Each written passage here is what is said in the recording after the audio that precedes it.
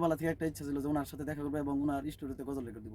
একটা মানুষ এত বড় হওয়ার পর এত নিরহংকার থাকে, মানে ওনার সাথে কথা না বললে আমি বুঝতে পারতাম না। খুব ভালো। প্রিয় ছোট ভাইটা এসেছে ময়মনসিংহ শেরপুর থেকে, নালিতে হইতে। নালিতাবাড়ি থানা। মূলত আসছিল আমার সাথে দেখা করার জন্য। এখন আমার সাথে তার কোনো একটা বিষয় হয়তো ভালো লাগছে, যার জন্য এখন সে মানে এখানে নতুন করে আসে না। আচ্ছা, তোমাকে আমি একটা প্রশ্ন করি, তুমি তো প্রস্তুতি নিয়ে আসো না সঙ্গীত করার জন্য, জি। তাহলে তুমি এখন কেমন রেকর্ড দিবা? ক্যামেরা রেকর্ড মানে ওনার সাথে কথা বলে খুব ভালো লাগে যে আমার মনে হলো যে আমার যদি কোনো ভুল ত্রুটিও থাকে উনি আমার ধরাই দেবেন ইনশাআল্লাহ। এখন বলি এতটুকু বিশ্বাস ওনার প্রতি যে আমার আছে। সবার এখন এমন একটা চাহিদা হয়েছে যে ভাই আছে, আমি খালি কোনো রকম ভাইয়ের কাছে যা মানে পৌঁছাইতে পারলেই হবে, এরকম, রাইট? জি।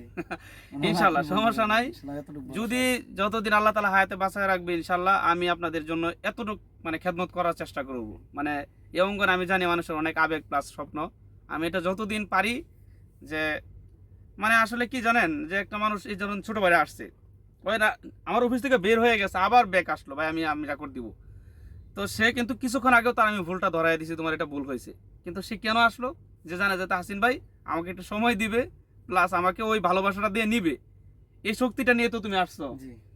ইনশাল্লাহ আপনারা অলওয়েজ আমার জন্য দোয়া করবেন, আমি আপনাদের জন্য দোয়া করি। নতুনদের জন্য শুভকামনা।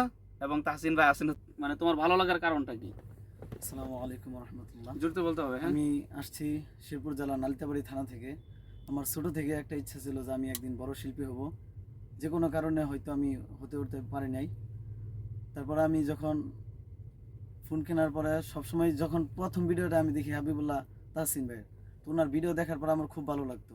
ওনার একটা গজল ভাইরাল হয়েছিল মদিনা গজলটা, ওনার গজলটা শুনে আমার খুব ভালো লাগছিল। ওনার তখন থেকে মানে একটা ইচ্ছা ছিল, আগে যে স্টুডিওতে গজল করা যায়, গজল কীভাবে করে আমি ঠিক জানতাম না, কিন্তু ওনার ভিডিওগুলি দেখার পর বুঝতে পারছি এভাবে স্টুডিওতে গজল করতে হয়।